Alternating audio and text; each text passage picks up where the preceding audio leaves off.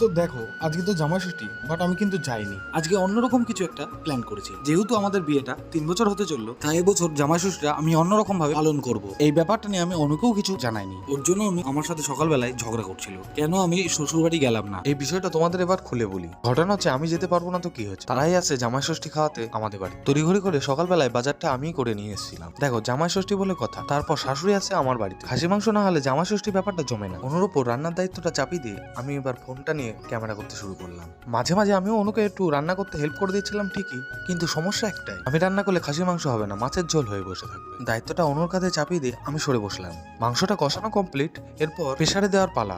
তাদেরও আসার সময় হয়ে যাচ্ছে, তাড়াতাড়ি সবকিছু গুছিয়ে নিয়ে মেয়েকেও একটু দেখতে হবে। মেয়ে এখন ঘুমিয়ে আছে, খানিকক্ষণ পর উঠে যাবে। তোমাদের সাথে কথা বলতে বলতে এদিকে আমার মাংস পুরো রেডি হয়ে গেছে। আমাকে ষষ্ঠী খাওয়ানোর ভিডিওটা দেখতে হলে একটু অপেক্ষা করতে হবে। ততক্ষণে তোমরা একটু সাবস্ক্রাইব করে দাও আমার চ্যানেলটাকে। দেখা হচ্ছে পরের ভিডিওতে।